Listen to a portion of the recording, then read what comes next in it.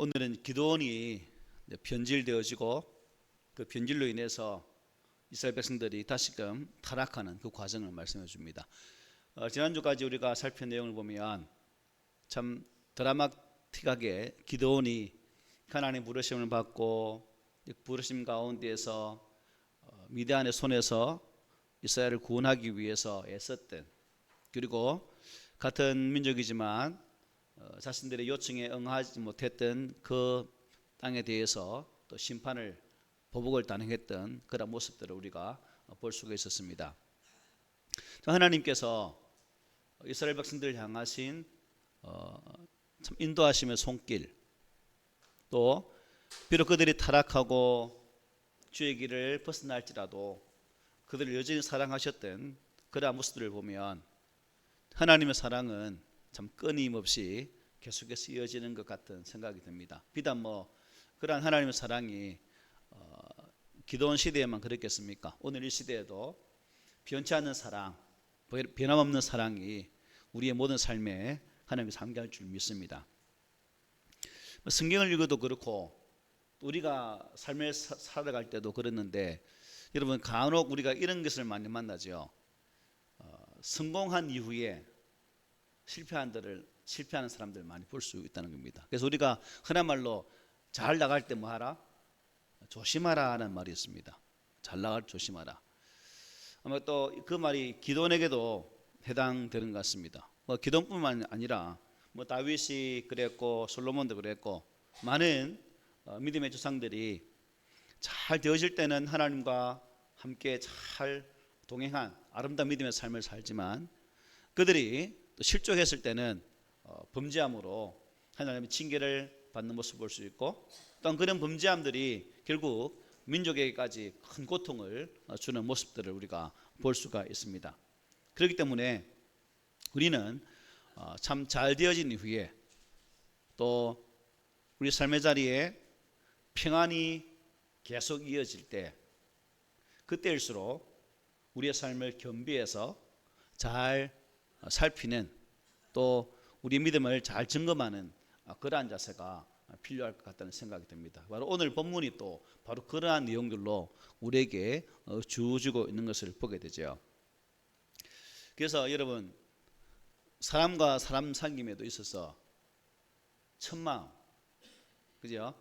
첫마음, 첫때 처음 만났을 때 그 첫마음이 끝까지 가던가요?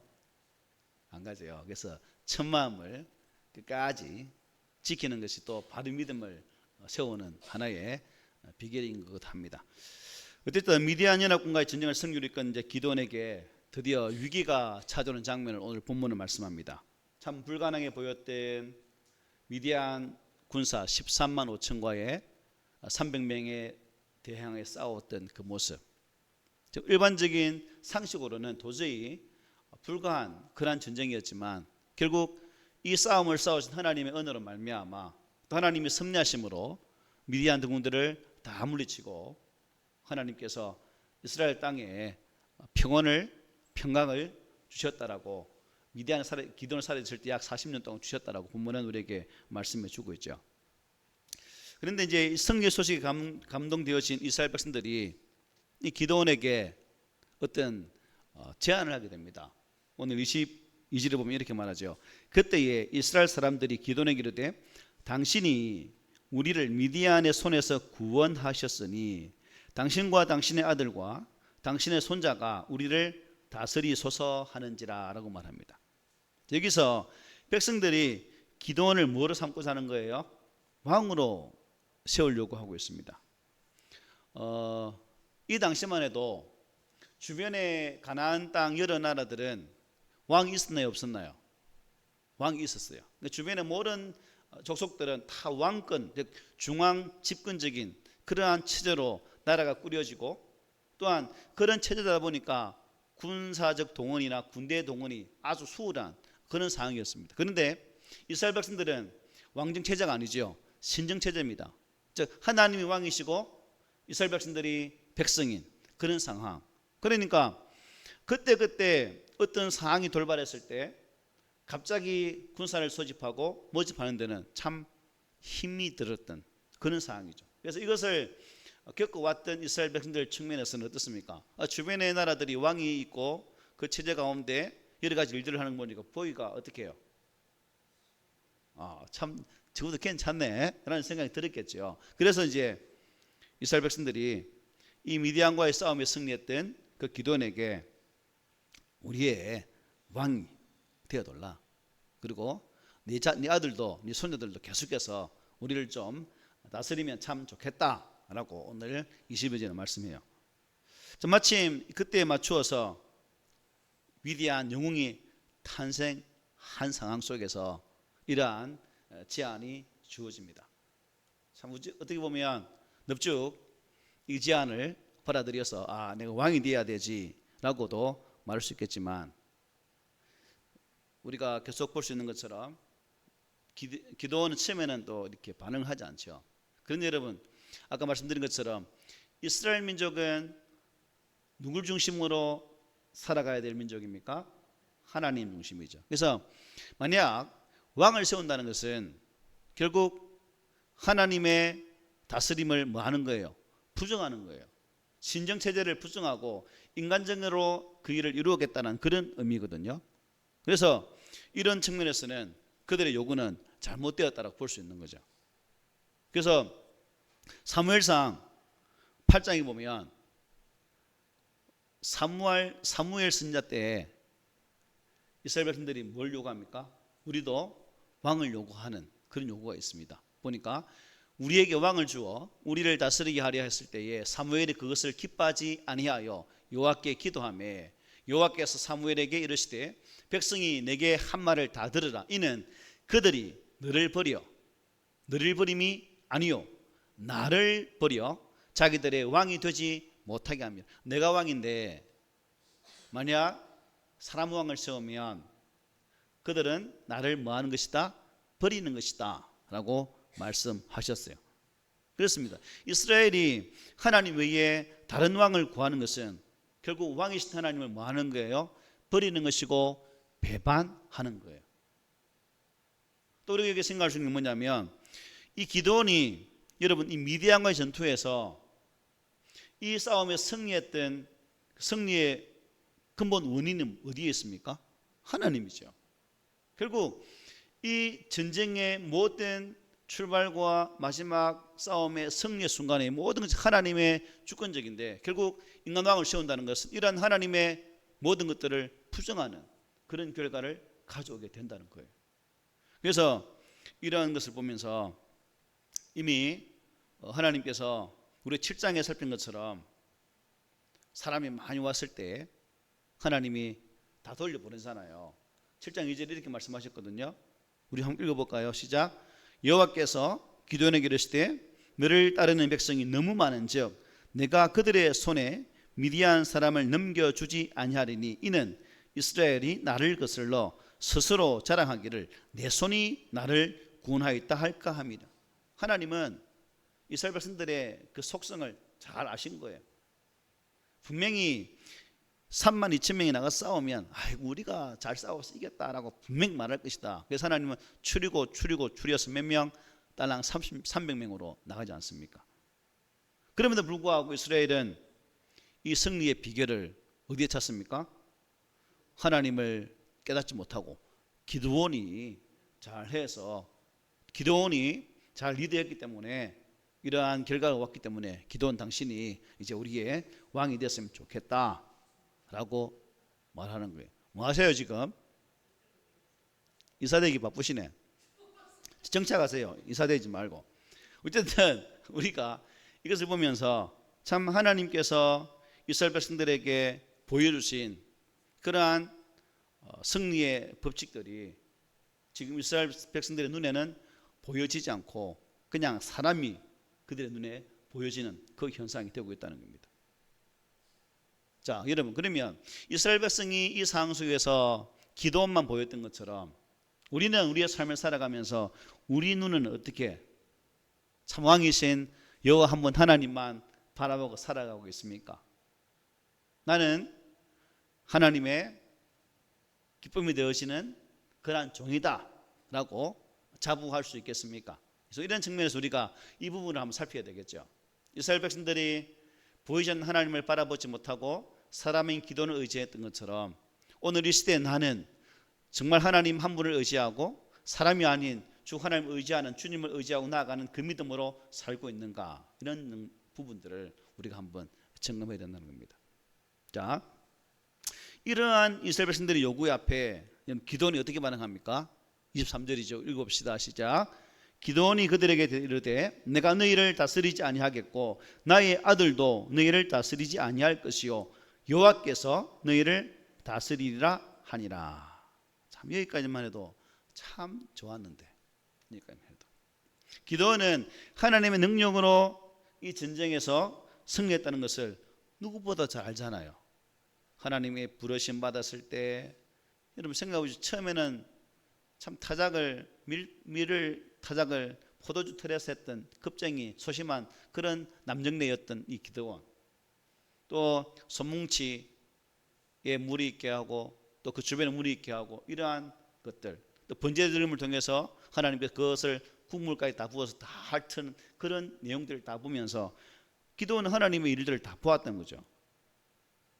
그런데 이 이스라엘 백성들이 이렇게 말하니까 기드온은 이때까지만 해도 이 전쟁을 감당케 하시고 승리케 하시고 일이 가능케 하신 분은 하나님인 것을 아셨기 때문에 여호와께서 너희를 다스리라고 말씀을 했다는 겁니다. 참 이런 고백도 중요한 건데, 그런데 문제는 이어지는 말씀을 보면 이 말씀의 저변에는 무엇이 깔려 있을까요? 자신이 감당했던 그 싸움에 대한 공로에 대해 뭐랄까요? 좀 인정해 줬으면 좋겠다라는 아마 그런 공로심이 발동하지 않았을까? 왜 이어지는 말씀은 그 충분히 유추가 돼요. 그렇게 했던 것 같아요. 그래서 여러분, 우리가 살면서 참 시험에 빠지는 것은 엄청나게 크고 갑작스러운 뭐 일이 든 게 아니라 사소한 것에서부터 출발하게 되는 걸 보게 되거든요. 그러한 유혹들이 올 때에 우리가 말씀 앞에 서서 바르게 방어하고 그러한 것들을 물리칠 수 있는 그런 믿음이 있으면 좋겠는데, 그렇지 못하면 결국 승리의 자리를 사단에게 빼앗기고 만다는 겁니다. 그런 측면에서 오늘 이 시대에 우리 믿음의 성도들은 하나님의 말씀을 묵상하고 그 말씀이 내 삶 속에서 나타날 수 있도록 바른 신앙으로 나가는 자세가 필요하다는 거예요. 어쨌든 이 기도는 이 유혹을 이기지는 못합니다. 이어지는 말씀 보면 왕 자리를 대신 뭘 요구합니까? 이걸 한번 봅시다. 24절부터 27절에 보면 자기를 어떻게 말할까, 좀 장식하고자 하는, 포장하고자 하는 그러한 의미로 말씀을 주고 있어요. 우리 24절부터 27절 제가 읽어드릴 테니까 여러분 눈으로 화면을 잘 보시기 바랍니다. 기드온이 또 그들에게 이르되 내가 너희에게 요청할 일이 있으니 너희는 각기 탈취한 귀고리를 내게 줄지니라 했으니 이는 그들이 이스마엘 사람들이므로 금귀고리가 있었습니다. 무리가 대답하되 우리가 즐거이 드리리이다 하고 겉옷을 펴고 각기 탈취한 귀고리를 그 가운데 던지니 기드온이 요청한 금귀고리의 무게가 금 7,100세겔이요 그 외에 또 조승달 장식들과 폐물과 미디안 왕들이 입었던 자색 의복과 또 그 외에 그들의 낙타 목에 둘렸던 사슬이 있었더라. 기드온이 그 금으로 에봇 하나를 만들어 자기의 성읍 오브라에 두었더니 온 이스라엘이 그것을 음란하기 위함으로 그것이 기드온과 그의 집에 올무가 되니라 고 말씀합니다. 기드온은 이스마엘 사람들, 미디안, 아말렉, 동방 사람 연합 미디안 그 부분 사람들이거든요. 이게 탈취했던 그 모든 것 뭐예요? 금 귀고리나 금으로 되어진 폐물들을 내놓으라고 합니다. 왕으로 삼겠다는 것을 거절한 기드온이니까 여러분 참 그 사람 대단하다야 하면서 막 안 좋겠어요. 여러분 있는 거 없는 거 다 끄집어 줬겠죠. 놓았던 금이 양이 엄청납니다. 그런데 여기 보니까 이 기도원은 이 금으로 자신의 공로를 치장하기 위해서 뭘 만듭니까? 에봇을 만듭니다. 에봇. 에봇이 뭐예요? 제사장이 입는 겉옷이에요. 조끼 같은 겉옷이에요. 그리고 이 에봇은 금으로 만드는 것이 아니죠. 금실, 청실, 홍색, 자색실 이 네 가지 실로 만든 거거든요. 그런데 지금 기도원이 금으로 그것을 만든 거예요. 그리고 금도 이스라엘 민족 겁니까? 아니면 이방 민족 겁니까? 이 이스마엘 사람들의 금을 수집해서 지금 이것을 만든 거예요. 특별히 여러분, 이 에봇은 누가 입는 거라고 말했죠? 대제사장이. 기도원이 제사장입니까? 아니에요. 제사장도 아니면서 제사장이 입을 에봇을 만들 때 또 그것을 금으로 만들어서 오브라 성읍에 그것을 두게 되어지므로 결국 이것이 뭐가 됩니까? 우상이 돼요. 우상이.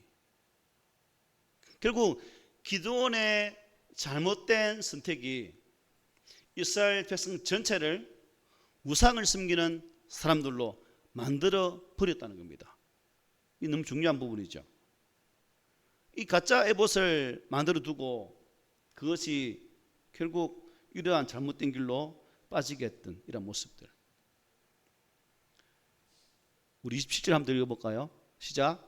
기드온이 그 금으로 에봇 하나를 만들어 자기의 성읍 오브라에 두었더니 온 이스라엘이 그것을 음란하게 위함으로 그것이 기드온과 그의 집에 올무가 되니라. 자, 안타깝게도 기드온의 잘못된 선택이 이스라엘 백성들을 타락하게 만드는 그러한 결과를 가져오고 말았습니다. 온 이스라엘이 그것을 음란하게 위했다라고 말씀하죠. 이 말은 그 에봇이 아까 말씀드린 것처럼 우상이 되었다는 의미거든요. 백성들은 실로 제사장을 찾아가서 그 제사장을 통해서 하나님께 나아가고 해야 되지만 이제 오브라에 이 에봇이 있으니까 갔겠어요? 안 갔겠어요? 안 갔겠죠. 그리고 이것을 하나님인 양 섬기게 되어진 겁니다. 하나님이 세우신 영적 질서를 깨뜨리고 눈에 보이는 에봇을 우상으로 섬기게 된 결과를 가져온 거예요. 급기야 이방 제사를 흉내내기 시작한다. 즉 타락하기 시작했다는 겁니다. 타락의 결과가 어떻습니까? 은혜를 망각하고 우리가 사사기에 흐르는 법칙이 그대로 또 적용되죠. 하나님을 배신하는 모습을 가져옵니다. 오늘 본문 33절부터 35절에 보면 이렇게 말해요. 기돈이 이미 죽음에 이스라엘 자손이 돌아서서 바알들을 따라가 음행하였으며 또 바알 브릿을 자기들의 신으로 삼고 이스라엘 자손이 주위의 모든 원수들의 손에서 자기들을 건져내신 여호와 자기들이 하나님을 기억하지 아니하며 또 여룹바알이라 하는 기드온이 이스라엘에 베푼 모든 은혜를 따라 그의 집을 후대하지도 아니하였더라 말합니다. 기드온이 죽은 이후에 아예 바알을 섬기기 시작했다. 특히 33절에 보니까 바알 브릿을 자기들의 신으로 삼았다고 합니다. 바알 브릿. 이 바알 브릿은 바알 더하기 브릿 합성어입니다. 바알은 알죠? 우리가 이방 신 아닙니까? 바알. 이미 잘 압니다. 그런데 브릿이 뭘까요? 브릿. 브릿은 카브넌트, 계약입니다. 이게 원래는 계약이라는 단어는 누가 쓰는 거예요? 하나님이거든. 하나님의 계약 백성, 언약 백성. 그때 카브넌트는 단어를 쓰거든요. 그런데 지금 여기에 사용되고 있습니다. 즉 어떻게 해야 언약의 바알. 언약이 하나님이 되어야 되는데 언약의 바알로 이렇게 되어버린 거죠. 하나님 대신하는 신을 뭐예요? 바알로 섬겼다라고 말해요. 눈에 보이는 우상을 섬기는 습관이 여러분 무슨 결과를 초래하게 된 것을 보게 됩니다. 급기야 이 기드온의 공로도 어떻게 됐다고요? 샥 잊어버리게 되었다라고 말하죠. 결국 기드온의 잘못된 결정이 백성들을 타락시키고 자신의 집에도 올무가 되어버리고 만 거예요. 자신의 공로를 드러내다 하다가 어떻게 해요? 백성들을 타락하게 하는 원인을 제공하고 자신들의 공로도 잊어버리게 하는 그런 결과를 가져온 겁니다.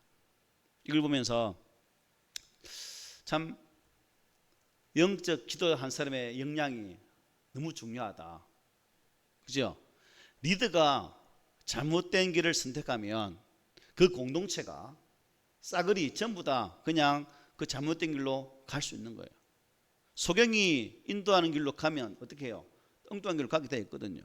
그렇기 때문에 성도는 항상 교회의 리더를 위해서 기도해야 됩니다. 하나님의 말씀 바르게 전할 수 있도록, 또한 바르게 증거되어진 그 말씀을 맞는 사람들이 또 그 말씀을 따라 온전히 갈 수 있도록 영적 분별력을 줄 수 있도록 이것을 위해 기도를 하셔야 된다는 거예요. 저를 위해 기도하시죠. 기도 안 하면 기도원처럼 이렇게 돼요. 여러분은 그것도 모르고 졸졸 따라와요. 그럼 어떻게 될까요? 다 죽어요. 그렇게 안 되도록 저를 위해 좀 기도 좀 해주세요. 아멘만 하지 말고 꼭 해주세요. 부탁드립니다. 그리고 이제 보면 이 두 번째 기드온의 변질을 보면 무엇이 변질의 모습을 보여주고 있는가? 많은 첩을 두게 됩니다. 본문 29절부터 31절에 이렇게 말하죠. 요아스의 아들 여룹바알이 돌아가서 자기 집에 거주하였는데 기드온이 아내가 많으므로 그의 몸에서 낳은 아들이 70명이었고 세겜에 있는 그의 첩도 아들을 낳았으므로 그 이름을 아비멜렉이라 하였더라. 기드온은 참 그 이후에 약 40년 동안 편하게 됩니다. 그가 살아있는 동안은 그 땅이 평온했다는 거죠. 그러나 엄밀히 말하면 그 40년의 기간은 누구와 멀어지는 기간이게 되나요? 하나님과 점점점 멀어지는 그러한 시간이 되고 말았다는 겁니다. 왕은 아니지만 정말 왕의 버금가는 그 권력의 그 단맛에 꽉 취해가지고 그 많은 사람들과 뭘 맺는 거예요? 사돈을 맺는 거예요. 정략결혼. 솔로몬이 그랬잖아요. 주변의 약소국들과의 관계를 맺을 중에 정략결혼만 했잖아요. 그렇게 한 것 같아요. 자신의 권력을 유지하고 또한 계속해서 이어갈 수 있도록 하기 위해서 주변의 많은 사람들과 아마 이러한 사돈 관계를 장인을 많이 만든 것 같아요. 결국 이러한 정략결혼은 무엇이 따라가는 거죠? 이권이 따라가. 요즘도 뭐 대기업 출신 그런 대기업들끼리 결혼하는 이런 게 있잖아요, 그죠? 그런 거랑 비슷한 거죠. 정식으로 결혼한 아내들 사이에 몇 명 아들이 있습니까? 70명. 아들이 70명이니까 딸까지 포함되면 아마 그 수는 아마 모르겠어요. 모르겠어요. 그리고 정식으로 결혼하지 않는 첩도 있어요. 밑에 보면 31절 보면 그의 첩도 아들을 낳았단 말 하잖아요. 그리고 그 첩이 난 아들의 이름이 뭐라 지었습니까? 아비멜렉. 많이 들어보지 않았어요? 주로 어느 나라 왕 이름 부를 때 아비멜렉이라고 불렀던가요? 블레셋 왕의 이름을 부를 때 항상 아비멜렉이에요. 이름의 뜻이 뭐냐면 나의 아버지는 왕이다 그런 뜻입니다. 나의 아버지는 왕이다. 기드온이 첩이 아들을 낳았는데 왜 하필이면 나의 아버지는 왕이다라는 아비멜렉 이름을 지었을까? 결국 이 말에는, 이 이름에는 자기가 뭐예요? 왕으로 칭하기를 원했다는 그 일말의 그 마음의 그 무엇이 이 이름 속에 담겨 있다는 거예요. 40년 동안 왕처럼 군림하면서 기드온은 이렇게 많은 아내를 두고 호사를 누리면서 왕처럼 살았습니다. 결국 이것은 하나님 말씀을 정면으로 위반한 거죠. 신명기 17장 17절 이렇게 말합니다. 그에게 아내를 많이 두어 그의 마음이 미혹되게 하지 말 것이며 자기를 위하여 은금을 많이 쌓지 말라라고 말씀하고 있어요. 근데 이스라엘 백성들의 왕을 보면 유다나 북이스라엘이나 이 축적 문제가 떠나지는 않았죠. 결국 축첩은 이방신을 예루살렘으로 들여오는 그런 결과를 가져왔고, 그러한 것으로 인해서 이스라엘 백성들이 우상을 섬기는 그러한 또 길을 트는 부분도 많았다는 겁니다. 이처럼 우리가 참 영적으로 바르게 세우지 않으면 결국 이러한 심각한 결과로 나갈 수 있다는 사실을 항상 기억해야 됩니다. 결국 이러한 기도원의 타락은 그의 가정에 큰 위기를 가져왔고, 나중에 9장이나 또 넘어가 보면 이 아비멜렉이 여러분 형제들을 또 죽여버립니다. 결국 피해 고통이 이 기도원의 집안에 다 오게 되어 있는 거죠. 다윗도 암논이죠. 암논 말 발음 잘해. 암논이 이복동생 다말을 범하지 어떻게 합니까? 압살롬이 이렇게 또 죽이는 그런 결과가 거졌잖아요. 이게 첩이 많으면, 결국 애가 많으면, 부인이 많으면 이러한 자녀들의 갈등들이 있게 되어지고, 그 갈등이 가정에 피를 부른다는 사실을 보게 됩니다. 여러분, 이제 계속 우리가 7장에서 6장, 7장, 8장 계속해서 기도원의 그의 부르심과 또 그가 하나님의 부르심 가운데서 쓰임받는 장면을 보면서 참 처음에 부름받았을 때의 기도원과 또 하나님의 그를 향한 큰 용사로 쓰시는 그 일들 앞에 사용되어지는 기도원의 모습, 그리고 하나님의 계획으로 승리로 미디안과의 모든 싸움을 끝난 이후에 보여주는 기도원의 삶의 마지막 종착역을 보면 참 달라도 참 많이 다르죠. 처음에는 겸손하고 소심하고 하나님의 은혜가 아니면 살아가지 못할 것 같았던 기도원이 백성들의 왕으로 칭함고자 했던 그 요구, 결국 그것이 작은 빌미가 되어서 우상을 숨기도록 길을 여는 모든 백성이 타락하는 그런 결과를 가져왔고, 이 타락은 집안에 피를 부르는 결과를 가져오게 된다는 사실입니다. 그러므로 우리가 오늘 이 시대 속에서 하나님의 사람으로 살아가면서 이런 이스라엘 백성들의 반복적인 타락의 모습을 보면서 이것이 그냥 사사기 속의 하나의 이야기로만 끝나버리면 아무 의미가 없는 거죠. 이 역사의 흐름이, 이 말씀의 내용이 결국 누구와 연결되어야 돼요? 나와 연결되어야 되는 거예요. 이 악순환의 모습이 혹시나 나의 삶의 현장에는 나타나고 있지 않은가? 은혜 받았다가 은혜의 흥청망청 또한 이렇게 살다가 하나님께서 또 내 삶에 고통을 줄 때 하나님 아이고 잘못했습니다, 하나님 용서해 주십시오, 또 하나님 용서해 주시고, 또 계속 이런 영적인 악순환이 나의 삶에는 없는가 한 번쯤 우리가 돌아보자는 겁니다. 결국 이거 사건은 기도원에게만 해당되는 것이 아니죠. 오늘 나에게, 우리에게도 그대로 적용될 수 있다는 것입니다. 처음에는 은혜 받을 때는 어떻게 합니까? 감사하고 눈물 흘리면서 막 그러잖아요. 그런데 하나님께 헌신하는데 조금씩 틈이 생기고 방해하는 요소들이 우리를 힘들게 할 때도 있다는 사실입니다. 이 사탄의 유혹은 여러분 처음에는 달짝지근해 달콤해 참 맛있습니다. 그 단맛에 취하다 보면 결국 하나님을 배반하게 되는 자리까지 나간다는 것입니다. 그러므로 나의 삶에 올무가 되는 것이 뭐가 있을까? 이 에봇이 이스라엘 백성들에게 올무가 된 것, 그 기도원 가정 올무가 된 것처럼 나의 가정에, 나의 삶의 자리에 하나님을 배반하거나 하나님을 떠나게 하는 그 올무는 뭐가 있을까? 한번 찾아보십시오. 그래서 우리가 하나님의 은혜 앞에서 그러한 올무들을 잘 제거하고 기도원이 가졌던 첫 그 모습, 겸손하고 하나님 은혜 앞에 서고자 하는 그러한 영적 수고로움들이 저와 여러분의 가정 속에 임했으면 참 좋겠다.